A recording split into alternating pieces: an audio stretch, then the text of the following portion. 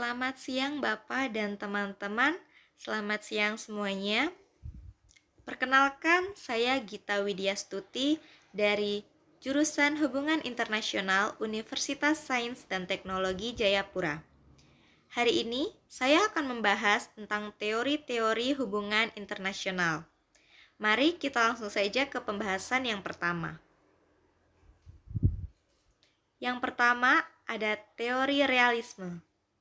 Realisme merupakan salah satu pendekatan dalam hubungan internasional dengan negara sebagai aktor utama.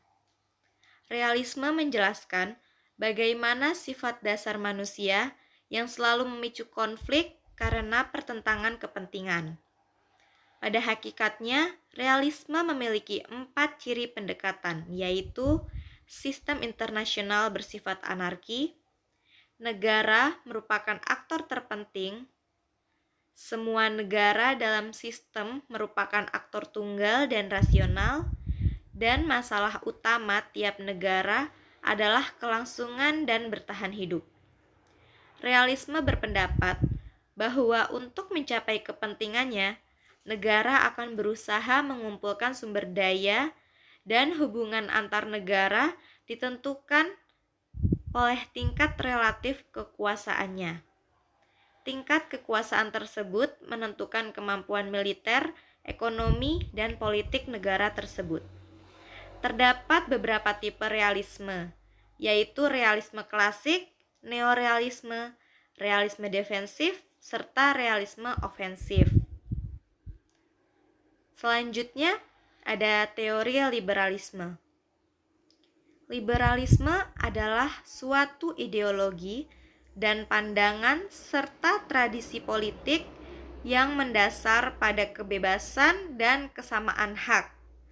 Tujuan liberalisme adalah menghendaki adanya kebebasan kemerdekaan individu di segala bidang, baik dalam bidang politik, ekonomi maupun agama. Berbeda dengan realisme, pada paham liberalisme, aktor utama dalam hubungan internasional adalah aktor non-negara. Dalam liberalisme, fungsi negara adalah untuk membela dan mengabdi pada rakyat karena negara hanyalah alat untuk tujuan-tujuan yang lebih besar daripada negara itu sendiri.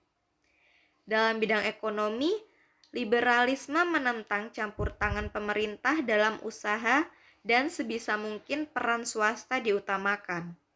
Liberalisme memiliki 2 tipe, yaitu liberalisme klasik dan liberalisme modern, sedangkan turunannya yaitu neoliberalisme. Selanjutnya ada teori idealisme.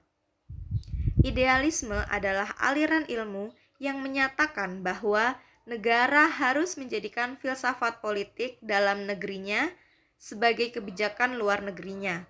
Paham idealisme mempercayai bahwa moralitas, organisasi, hukum, dan perjanjian akan melawan sifat anarkis internasional. Bagi kaum idealis, perang adalah suatu penyimpangan yang harus dihindari demi terwujudnya perdamaian. Pemikiran dari tokoh-tokoh idealis menyatakan bahwa inti dari keamanan internasional adalah adanya organisasi internasional. Idealisme tidak bertahan lama dan mengalami krisis kepercayaan setelah Liga Bangsa-Bangsa gagal dan Perang Dunia II pecah. Namun demikian, teori-teori hubungan internasional penggantinya mengambil sejumlah elemen dari idealisme Wilson untuk membangun pandangan dunianya. Lalu ada teori Marxisme. Kemunculan teori Marxisme berawal dari kritikan Karl Marx terhadap kapitalisme. Marxisme menyatukan teori sosial, politik, dan ekonomi terutama berkaitan dengan perselisihan antara kelas pekerja dan kelas pemilik dan lebih cenderung pada komunisme dan sosialisme daripada kapitalisme. Marxisme berfokus pada penelitian efek kapitalisme pada tenaga kerja, produktivitas, dan pembangunan ekonomi dan berpendapat untuk revolusi pekerja untuk menjungkirbalikkan kapitalisme demi komunisme. Marxisme berpendapat bahwa perjuangan antara kelas-kelas sosial, khususnya antara borjuasi atau kapitalis dan proletariat atau pekerja, mendefinisikan hubungan ekonomi dalam ekonomi kapitalis dan pasti akan mengarah pada komunisme revolusioner. Pada hakikatnya, konstruktivisme bukanlah teori formal seperti teori-teori rasionalis mengenai kekuatan dan konflik, demokrasi dan pertumbuhan ekonomi, serta referensi teori hubungan internasional skala menengah atau middle range theory, seperti integrasi regional dan komunitas keamanan.